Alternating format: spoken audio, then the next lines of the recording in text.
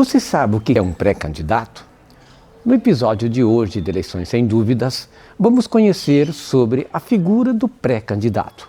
Aquelas pessoas que pretendem se candidatar aos cargos eletivos de 2026, mas que ainda não foram confirmados pelas convenções partidárias.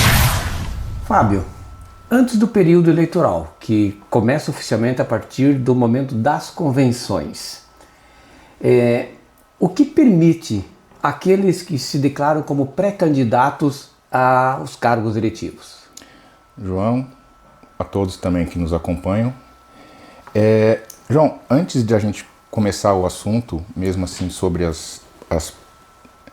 a norma, a previsão normativa que nós temos eleitoral sobre esse tema, eu quero destacar a importância dos candidatos deles buscarem uma orientação de alguém especializado nisso.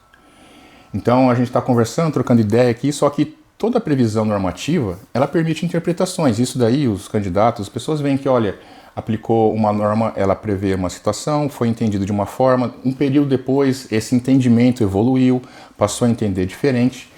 Então, a leitura seca da norma, apenas a leitura dela, muitas vezes não traz a solução para aquela situação pretendida, que é o caso a gente está falando de propaganda.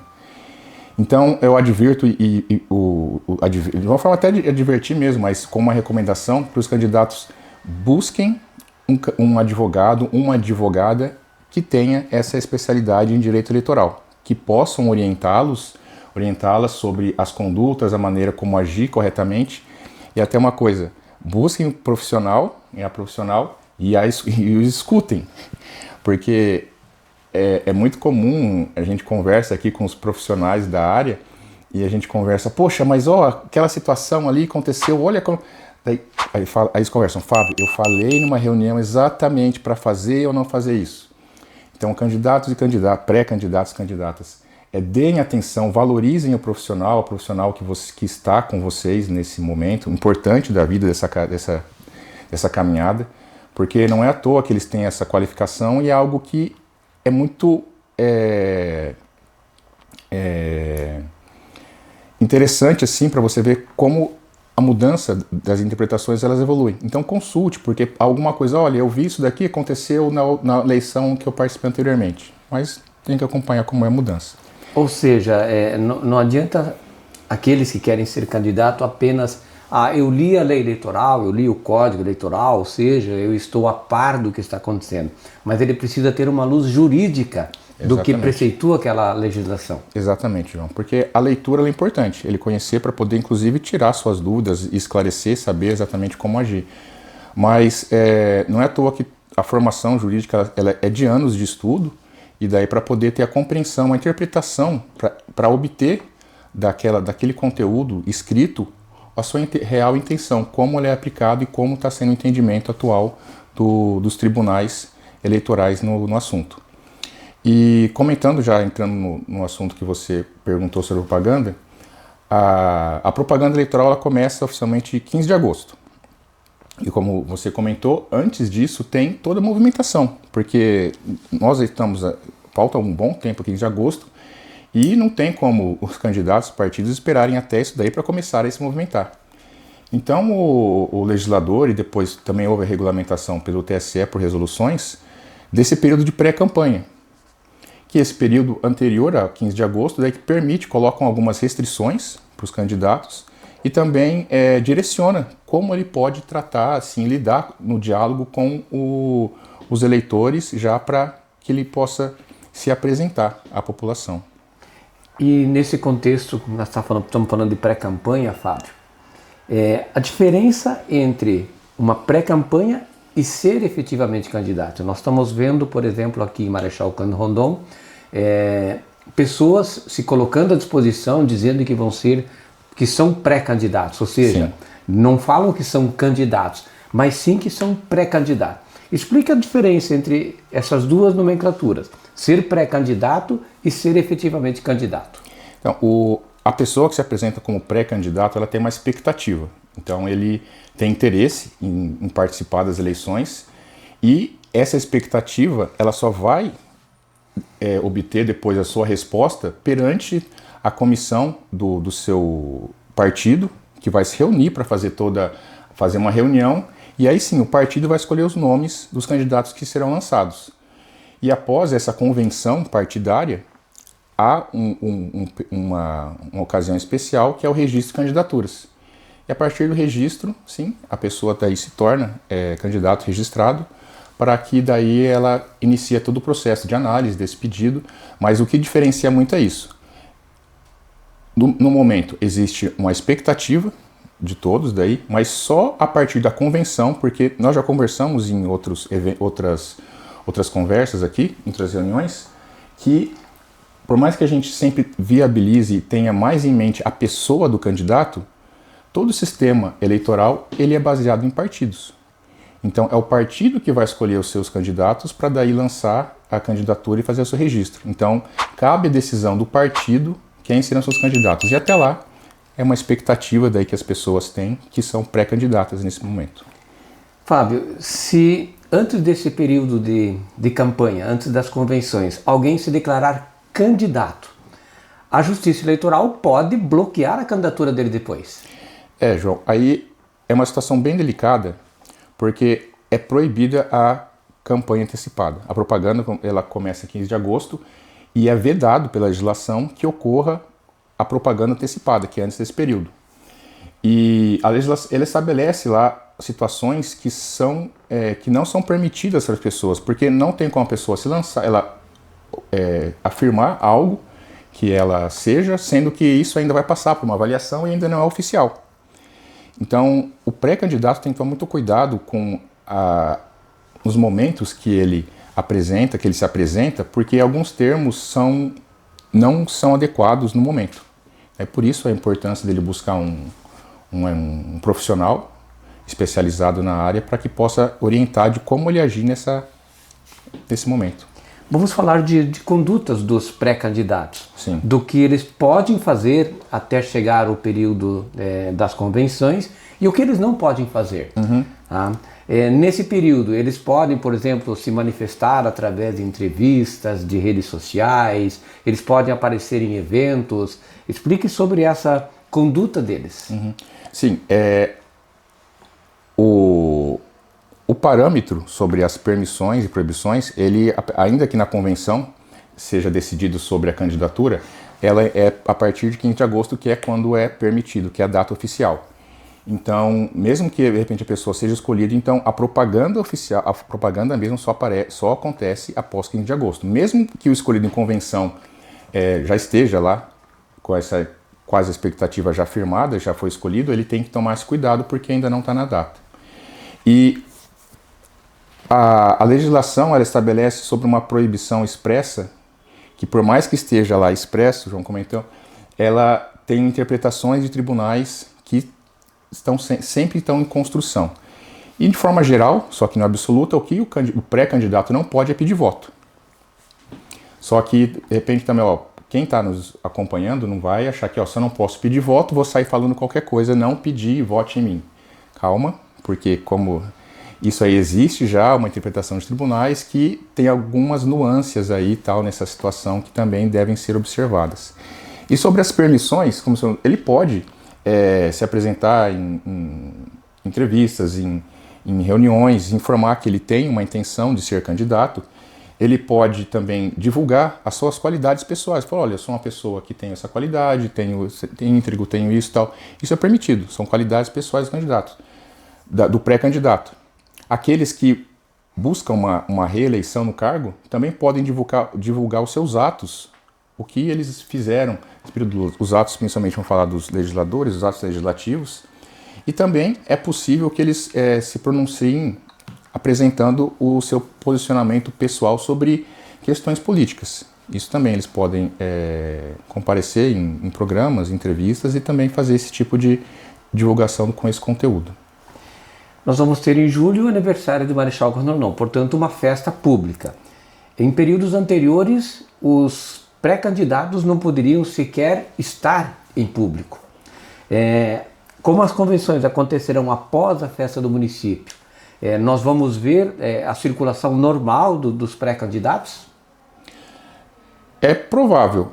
A circulação em si, ela, claro que a pessoa ela transmite, ela já tem isso pronunciado que é a pré-candidatura, isso daí não tem nenhuma vedação, ela tem o direito dela de comparecer aos eventos, ela tem também a possibilidade de, como a gente conversou antes, de falar, olha, eu penso sobre isso em determinada coisa, eu penso dessa forma sobre isso, eu ofereci meu nome, eu sou pré-candidato, eu sou uma pessoa, sou uma pessoa íntegra, sou uma pessoa com tais qualidades, com determinado histórico de vida. Isso daí ele pode, não tem nenhuma dificuldade, só que sempre ficar atento para que não seja pego eventualmente numa pegadinha, vai querer falar, acaba falando muito e acaba de repente falando alguma expressão que possa constar algo caracterizando uma proibição em lei. Muito bem, então o que nós vamos dizer que é considerado uma propaganda eleitoral antecipada, Fábio? Uma propaganda antecipada em geral, que é vedado, ela é aquela que contém uma informação sobre uma eventual possível candidatura e que já anunciando o nome da pessoa pedindo votos para ela. Então isso é de forma objetiva, não é permitido. Só que também existem outras formas de pedir voto que os tribunais têm entendido e também devem ser observados. Então é mais coerente e inteligente que os pré-candidatos busquem nesse momento, porque não vai ser esse período agora que vai ser determinante para que eles daí sejam eleitos ou não. Então, construam suas ideias, apresentem-se daí à população, informem para que seja conhecido, porque tem pessoas muitas vezes que vai se candidatar que nem sempre tem um público já de conhecimento. Então, se torne conhecido, pode se tornar conhecido informando quem ele é, o que ele faz, o que a pessoa faz, as qualidades que possui, como pensa sobre algo, sobre outro tema. Então isso é muito relevante para a pessoa para a população, os eleitores terem conhecimento, e depois daí que efetivando essa candidatura, ele pode daí realmente afirmar que é candidato, informando o número e poder pedir o seu voto daí para aquelas pessoas que, no momento agora, tiveram conhecimento daí dessa intenção. A pré-campanha também, Fábio, é uma oportunidade para os eleitores, para já começarem a conhecer aqueles pretensos candidatos. Isso é bem importante, João. A pré-campanha, pessoalmente, eu sou contra porque o período eleitoral ele era um pouquinho maior. E teve um entendimento que mudou a legislação que reduziu esse período, ele é muito curto. E ele trouxe muitas dificuldades para julgamento dos pedidos de candidatura, porque é um período curtíssimo e são muitos processos. É desumano isso daí. E também, em especial por isso, porque é um momento que daí com divulgação em rádio, propagandas gratuitas, divulgação de material, aqueles que não são ocupantes de cargo público têm a oportunidade de se tornar conhecidos. E é importante isso, pessoas que têm interesse, uma renovação dentro do quadro político que a gente conhece, e as pessoas que estão fora saem um pouquinho de desvantagem, porque elas têm que correr mais rápido para que possam ser conhecidas, porque os que já possuem, eles podem de repente já ocupar o cargo que tem para falar, eu fiz isso, eu fiz aquilo, estou aqui, tem mais visibilidade, mais conhecimento. Então é importante os pré-candidatos, em especiais os que ainda não atuam na vida pública, façam essa sua apresentação pessoal. Eu acho que o que resume essa pré-campanha de uma maneira legítima é isso. Faça uma apresentação pessoal. Apresente-se quem você é, o que você pensa, seu histórico de vida, suas qualidades pessoais. Então se apresente, seja uma pessoa, torne-se conhecido.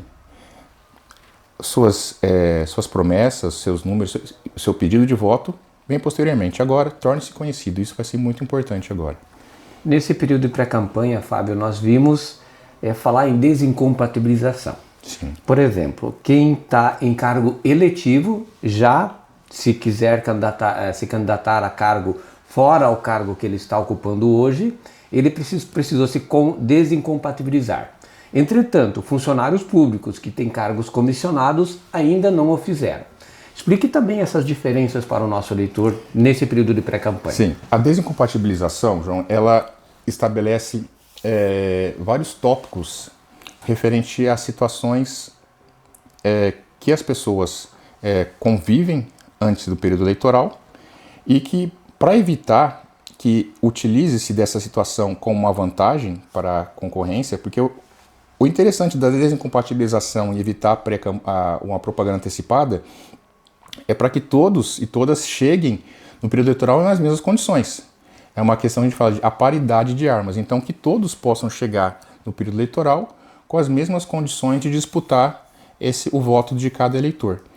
E nisso existem períodos, tem algumas situações que exigem a desincompatibilização de meses, de 6 meses, outros 3 meses, 4 meses. Então varia muito isso de acordo com cada cargo que é ocupado, cargo público ou, quando não é público também, alguma situação que a pessoa tem que observar para buscar isso. Então, nisso daí, a pessoa, se eventualmente quer se oferecer como candidato, questione para o advogada que vai contratar para saber se a situação atual exige essa desincompatibilização ou não. Fábio, alguma recomendação a mais que você queira prestar aos pré-candidatos? Algo especial é sobre a questão que nós estamos conversando muito sobre a questão da inteligência artificial, João. E é sobre os pré-candidatos e também aos eleitores. Na resolução atual, o TSE, ele regulamentou de uma maneira mais abrangente esse tema, que nós até então não tínhamos enfrentado de uma maneira tão visível como nós estamos passando atualmente. Então preste atenção, porque qualquer conteúdo que sofra a interferência desse tipo de tecnologia, ela tem que informar que foi utilizado. Também tem a questão das pessoas em redes sociais que de repente recebem um conteúdo e de repente vão repassando. Pessoal, no período eleitoral, dependendo tipo de desinformação, ela pode configurar infração eleitoral e dependendo da responsabilidade penal. Então prestem atenção naquilo que vocês repassam, leiam, verifiquem, porque repassar algum conteúdo que de uma maneira possa causar um desequilíbrio no pleito. Então eu recebi uma desinformação, eu acabei repassando sem conferir, e esse conteúdo tem potencial de causar desequilíbrio, isso daí configura uma irregularidade. E a pessoa que fez o repasse é responsabilizada também. Então prestem atenção, pré-candidatos e eleitores, apoiadores também, principalmente nessa questão da informação que vocês repassam, seja de conteúdo com conteúdo de inteligência artificial, ou seja algum conteúdo de informação que você não sabe sobre a veracidade. Então prestem atenção para que hoje isso já é uma coisa lamentável de repassar sem conferir, mas entrando agora nesse período de campanha, isso gera responsabilidade.